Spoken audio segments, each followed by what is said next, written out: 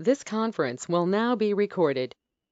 चलें जी, सवाल है the following trial balance has been extracted from the ledger of Herbert, a sole trader.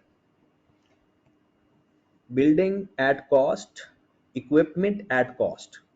फिर बिल्डिंग की अक्यूमुलेटेड डेप्रिसिएशन है और ये इक्विपमेंट की अक्यूमुलेटेड डेप्रिसिएशन है. मतलब हमें कॉस्ट बताई हुई है, फिर इक्विपमेंट, फिर अक्यूमुलेटेड डेप्रिसिएशन बता दी गई. इन्वेंट्री हमें बता दी गई, ये ओपनिंग स्टॉक है. रेवेन्यू आपको पता है सेल्स का दूसरा नाम होता है. परचेजेज हैं डिस्काउंट अलाउड. देखिए पुराने जमाने में डिस्काउंट अलाउड को अदर एक्सपेंस में लिखा जाता था, अब हमने इसको सेल से माइनस करना है. अदर एक्सपेंस में लिखना अभी स्टिल भी ठीक है, लेकिन पेपर में आपके पास ना नंबर ऑफ ऑप्शन आती हैं, तो याद रखिए अगर आपने सेल में से माइनस कर देनी है तो फिर वो अदर एक्सपेंस की ऑप्शन में इसको नहीं लिखना. ये नहीं कि दोनों दफा लिख लो तो फिर सवाल गलत हो जाएगा. ठीक है, तो दोनों ऑप्शन अवेलेबल होंगी आपके पास. तो एक दफा अगर आपने रेवेन्यू में से माइनस कर दिया तो फिर आप दोबारा अदर एक्सपेंस में नहीं लिखोगे.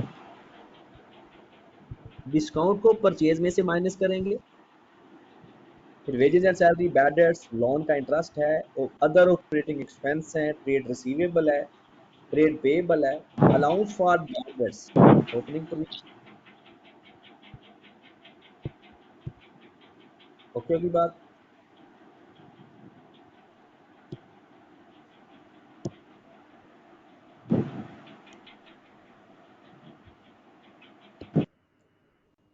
चलें, नेक्स्ट है हमारे पास wages and salaries, sorry cash in hand, bank overdraft. Bank overdraft हमारी करंट लायबिलिटी के अंदर आता है. फिर कैरेज आउट, ड्राइंग्स, 10% लोन. ये 10% लोन का मतलब है इसके ऊपर हम 10% इंटरेस्ट देते हैं. अगर आपका 10% लेंगे तो ये देखें, ये उसका इंटरेस्ट लिखा भी हुआ आपको मिलेगा.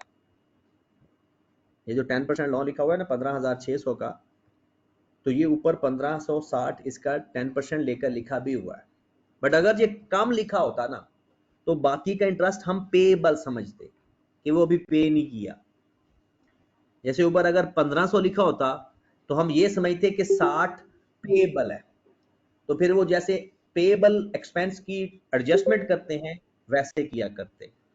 लेकिन अभी तो वो पूरा पूरा है, ये हमारा एक्सपेंस में जाएगा. यहाँ पर है इन्वेंट्री हमें दे दी गई, तो ये हो गया क्लोजिंग स्टॉक हमारा. डेप्रिसिएशन 1% है प्रॉपर्टी की और 15% है इक्विपमेंट की. स्ट्रेट लाइन मेथड है तो ओरिजिनल कॉस्ट पर ही डेप्रिसिएशन लेंगे. वो कहता है wages accrued, wages and salary 140,000, wages and salary 140,000, तो इसमें 140 ऐड कर देंगे क्योंकि ये अमाउंट सारी 1000 में है. और ये चीज करंट लायबिलिटी में भी लिख देंगे. देखिए अक्रूड है तो हमारी एंट्री पास होगी wages payable to payable, sorry wages to wages payable. फिर लिखा हुआ है other expenses include some prepaid expense and some accrued expense. 500 prepaid है, 200 अक्रूड है, तो क्या करेंगे 500 माइनस कर देंगे, 200 प्लस कर देंगे. यहां पर आप ढूंढो आपके पास ऑपरेटिंग एक्सपेंस कहां लिखे हुए हैं. 500 माइनस कर देंगे,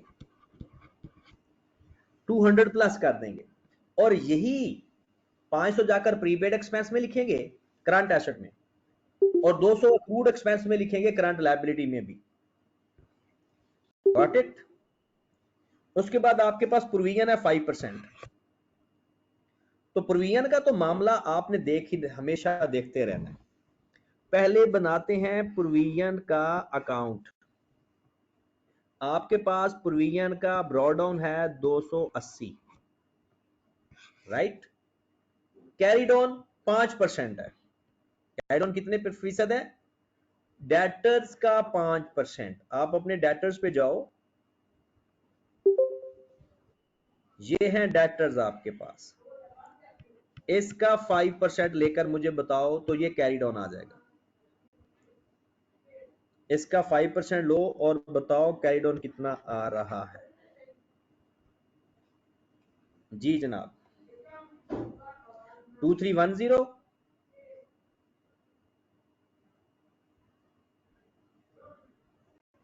23 यही आ रहा है। चलें जी, तो इसका डिफरेंस कितना आ जाएगा?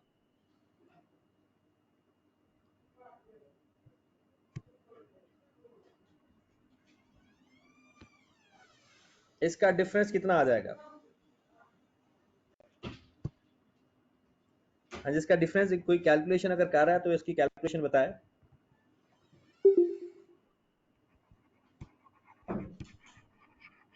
हाँ जी 2030 2030। अब 2030 ये इंक्रीज बैड डेट्स में देखो, पहले 280 थे, अब 2310 हो गए। अगर प्रोविजन ज्यादा आ जाए तो बैड डेट्स में जाकर प्लस हो जाती है, बैड डेट्स एक्सपेंस बन जाती है। अगर आपका कैरी डाउन कम आ जाता तो जो डिफरेंस आता वो हमारी अदर इनकम होती या बैड डेट्स में से माइनस हो जाती। तो आपके पास बैड डेट्स ये लिखे हुए हैं, इसमें जाकर 2030 ऐड हो जाएगा, 2030 जाकर ऐड हो जाएगा।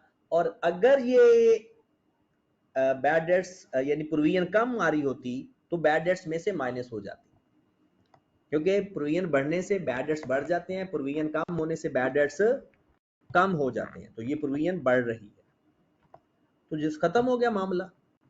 और डेटर में से जाकर क्या माइनस होगा? हमेशा कैरी डाउन। बस जो डेटर आपके पास लिखे हुए हैं ना 46200, इसमें जाकर 2310 माइनस हो जाएगा।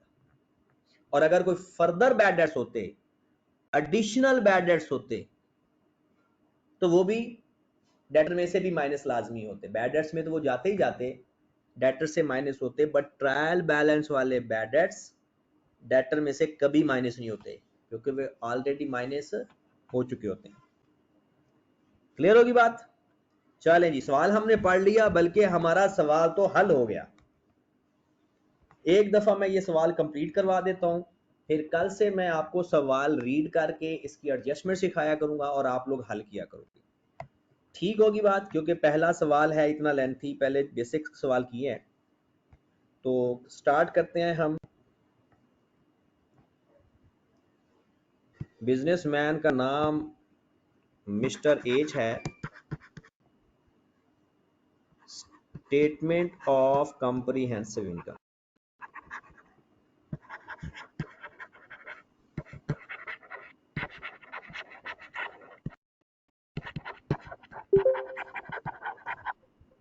For the year ended.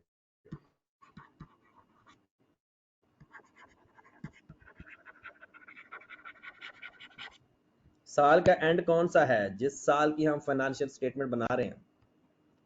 31 May. 31 May 2013।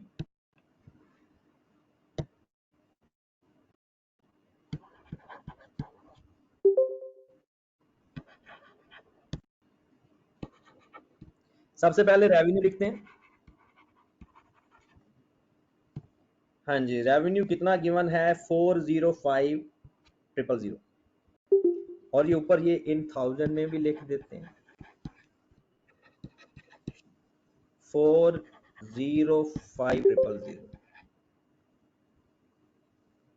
405000। Clear होगी बात? चलें जी नेक्स्ट। क्या हमारे पास कोई सेल्स रिटर्न है? नहीं। डिस्काउंट अलाउड है, ये माइनस कर देंगे। 3370 डिस्काउंट अलाउड। 3370। हाँ जी, कैलकुलेटर से कैलकुलेशन थोड़ी जल्दी करते जाएं, साथ साथ बताते जाएं। 401630. 401630 less cost of sale.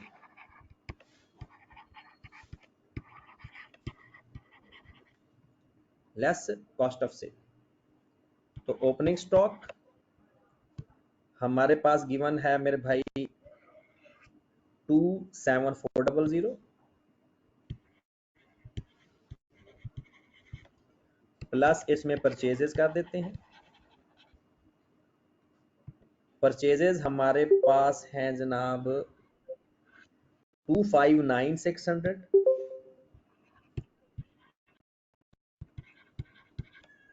Discount received यहां से माइनस कर देते हैं। इसको अदर इनकम में भी लिखा जा सकता है 4420।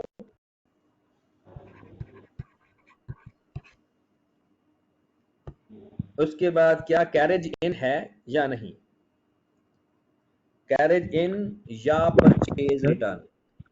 सर ये एडजस्टमेंट में ड्राइंग्स भी है, वो माइनस नहीं होंगे परचेजेस से?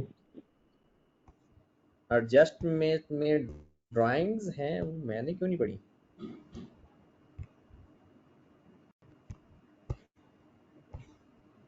अच्छा सॉरी, ये सवाल तो आगे भी जा रहा है,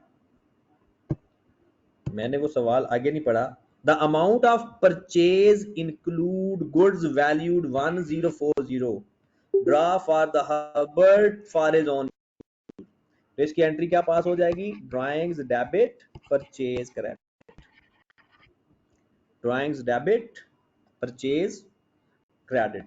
तो ड्राइंग्स में चला जाएगा ये 1040 और परचेज में से भी माइनस हो जाएगा 1040। तो यहाँ पर ड्राइंग्स ये भी माइनस हो जाएगा, ड्राइंग्स 1040। इसके बाद फिर क्लोजिंग स्टॉक है। क्लोजिंग स्टॉक हमारे पास है मेरे भाई 25900।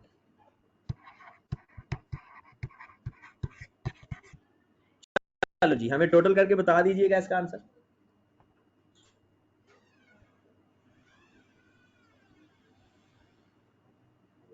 हाँ जी, टोटल करिए जरा, ये दोनों प्लस कर दो और ये सारे माइनस कर दो। 255640। 255640। चले जी, ये है हमारे पास cost of sale. Gross profit निकालिएगा जरा, सेल में से कॉस्ट ऑफ सेल माइनस कर दे।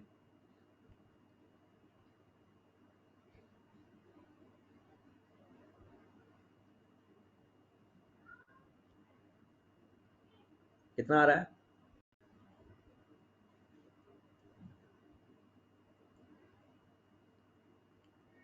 इतनी देर क्यों लगा दी। 145990।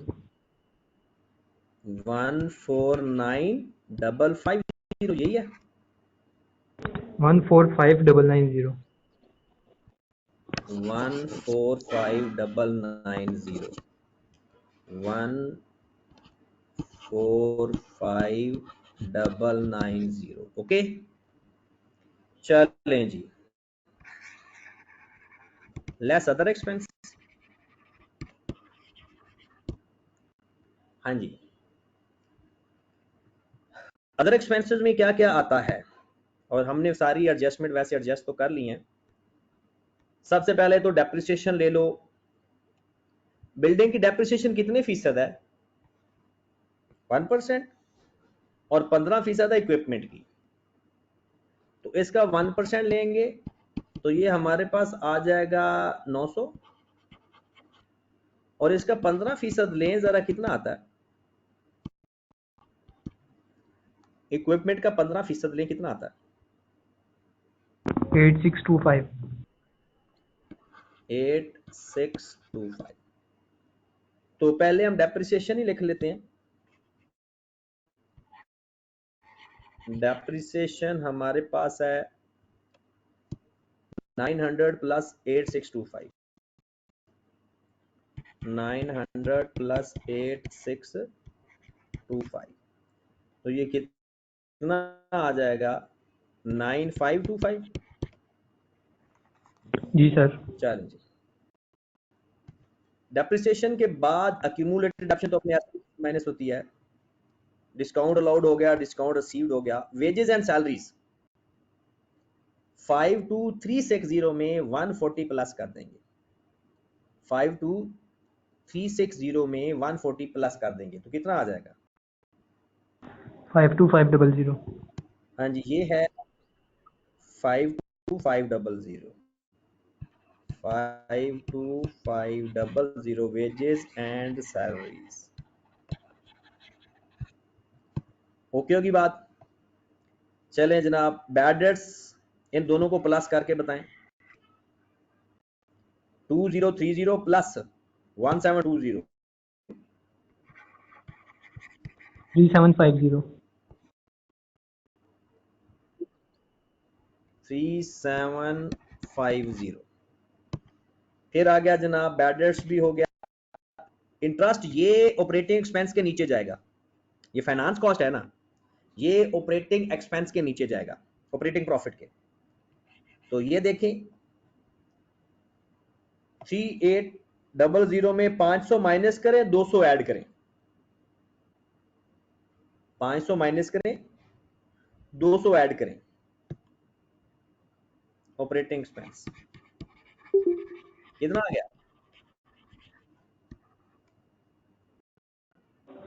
38500। 00। फिर हमारे पास बाकी सारी कैरेज आउट 5310।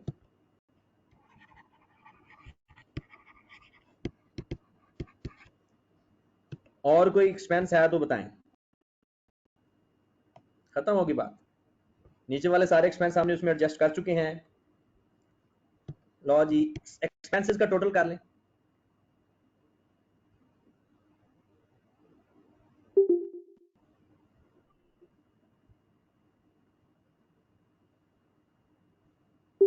वन 109585। 109585।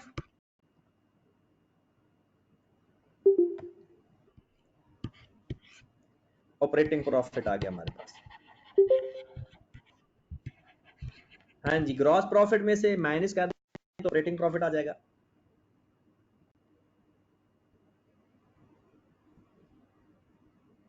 जी जनाब।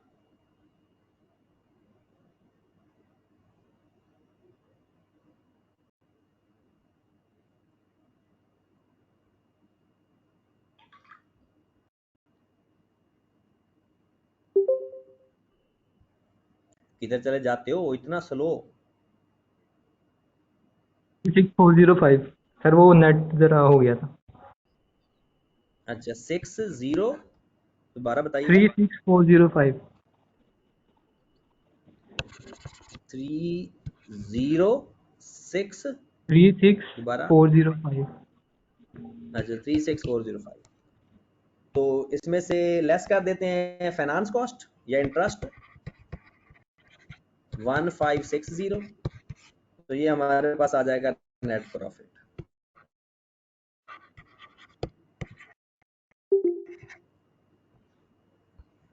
हाँ जी, बताइएगा जरा नेट प्रॉफिट कितना आ रहा है? 34845। 34845। 845। जी सर। चलें, ये हमारे पास नेट प्रॉफिट। चलें जी, अब चलें स्टेटमेंट ऑफ फाइनेंशियल पोजीशन पे।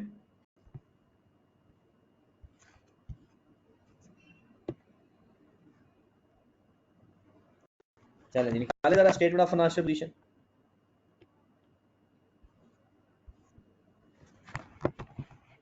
हाँ जी जनाब,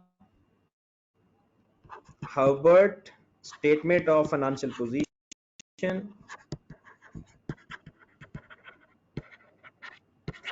ये वो लोन वाली बात दोबारा बताना। as at 31st, sorry, sir वो जो कौन सी लोन बात वाली पूछ बात रहे आपने हो? कहा थी, अगर सर वो 10% लोन अगर की वैल्यू ना लिखी होती है ट्रायल बैलेंस में, तो क्या करते हैं? हाँ तो अगर, हाँ बताओ, अगर 1560 या से कम लिखी होती, सपोज दैट यहाँ पर 1500 लिखा होता, हमने इसका 10% लेना था लोन का, 15,600 का 10% लेना था, वो तो आना था 1560, लेकिन लिखा 1500 है यहाँ पर, तो इसका मतलब है जो एक्स्ट्रा 60 आ रहा है ना वो पेएबल है, और उस पेएबल की एडजस्टमेंट करेंगे, जैसे एक्सपेंस पेएबल नहीं होते, कैसे, इसको इस 1500 में ऐड कर देंगे और इसको 60 को करंट लायबिलिटी में लिख देते, ठीक है, यानी जितना कम लिखा होता है ना एक्सपेंस, यानी ये रेट इस लोन के साथ लिखा होता है, वो रेट लोन पर अप्लाई कर देते, जितना कम लिखा होता है वो एक्सपेंस में भी लिख देते, एक्सपेंस में ऐड कर देते और जाकर लायबिलिटी में भी लिख देते, ठीक है। मजीद भी ये एडजस्टमेंट कल क्लास में लाजमी मुझसे पूछ लीजिएगा, इसको मैं मजीद भी अगर आपको कोई इशू होगा तो डिटेल में डिस्कस कर दूंगा। चलें जी, तो सबसे पहले तो हम लिखते हैं non current assets.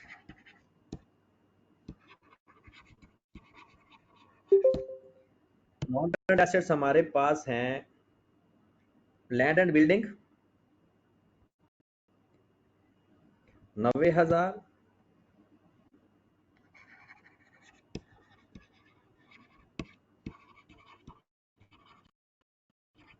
Land and building 90,000 minus कर देंगे 12,500 और 900 भी, क्योंकि 12,000 पहले की एक्यूमुलेटेड डेप्रिसिएशन है, 900 इस साल आई है, ये तकरीबन बन जाएगा 13,400, तो माइनस कर देंगे 13,400।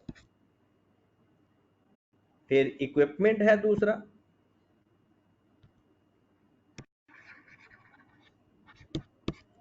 इक्विपमेंट की कॉस्ट है 57,500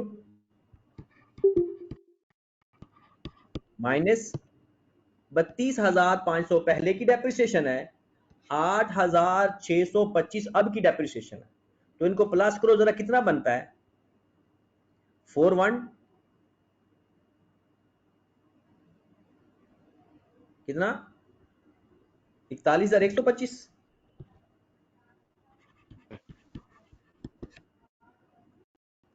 चलो जी इनको माइनस करके मुझे बता दें, 90,000 में से 13,400 माइनस करो, 76600 76600, और 57500 में से माइनस कर दो 41125, सर 16375 इन दोनों को प्लस भी कर दो,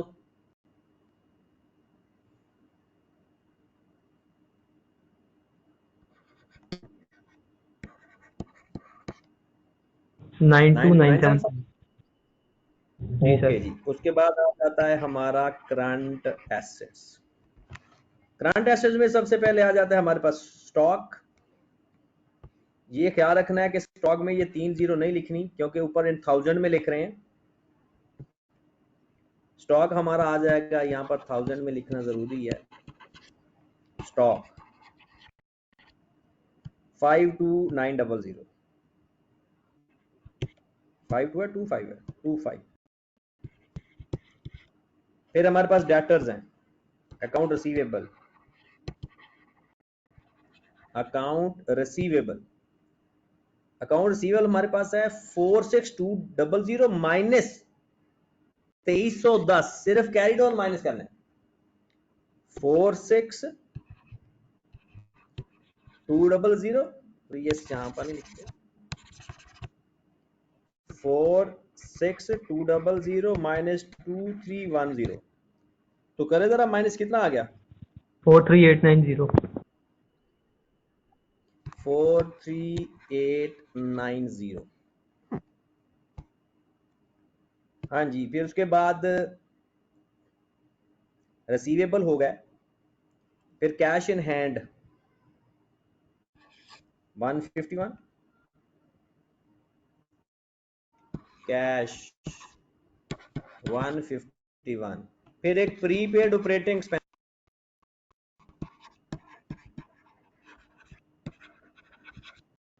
शायद 500 थे,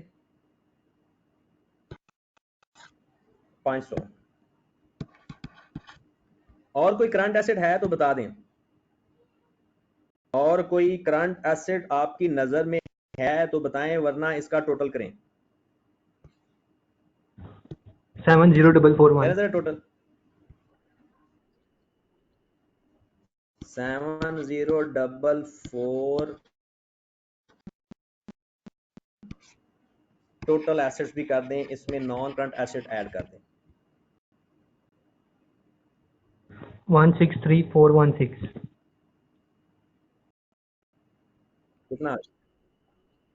163 416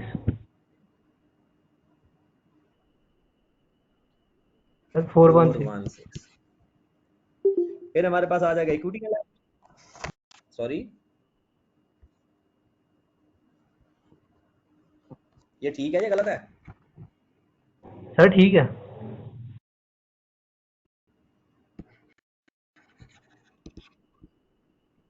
इक्विटी एंड लायबिलिटी, तो पहले हम इक्विटी पे आ जाएंगे। इक्विटी में कैपिटल आएगा, कैपिटल हमारा है जी 94501, 94501। फिर उसके बाद प्रॉफिट इसमें ऐड करेंगे, तो नेट प्रॉफिट कितना फाइंड किया था, plus net profit. Net profit कितना आया था? 34845। 34845 लेस ड्राइंग्स। हाँ जी, ड्राइंग्स क्या पहले अवेलेबल हैं, ये ड्राइंग्स ये लिखी हुई हैं एक, और प्लस जो एडजस्टमेंट वाले में drawings to purchases entry pass की थी वो भी इसमें प्लस हो जाएगी। ये जो 1040 है, 1040 इसमें मजीद प्लस हो जाएगा, तो करें जरा प्लस इनको। 28,920 प्लस 1 कितना? 29970। लो जी, इसको माइनस करें तो बताएं कितना आ गया इक्विटी का कैरी।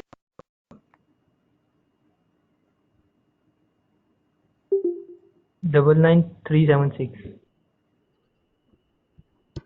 376 99376। 99376।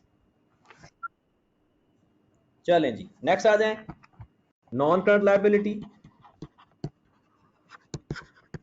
उसमें लोन है हमारे पास, लोन है जनाब 15,600 का,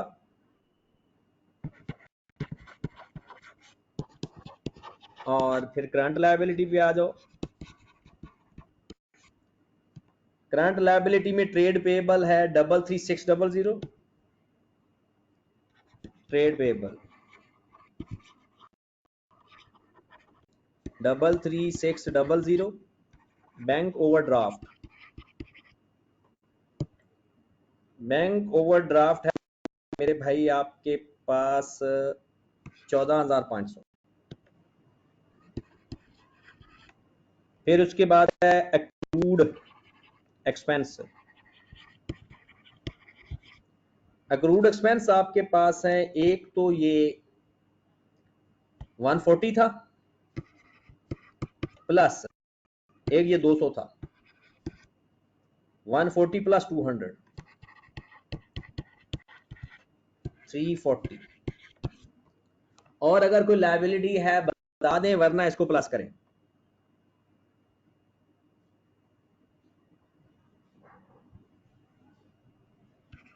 four 8440। Total equity and liability करें।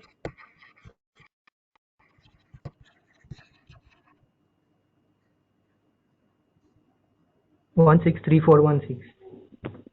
163,416 बराबर है। चलें, आपने मेरे भाई ये सवाल आई क्या आपकी किताब का है, एग्जाम्पल नंबर 4, ये दोबारा लाजमी करनी है, मैंने चेक करूंगा सबके लिए, कल फिजिकल क्लास में मैंने चेक करना है, ठीक है जनाब। और उस उसके बाद आपने एग्जाम्पल नंबर 5 भी करके आनी है कल, ठीक है जी। एग्जाम्पल नंबर 5 ये भी आपने कल करके आनी है, ठीक है जनाब। तो कल इंशाल्लाह फिर मुलाकात होती है क्लास में। ओके जी, अल्लाह हाफिज़।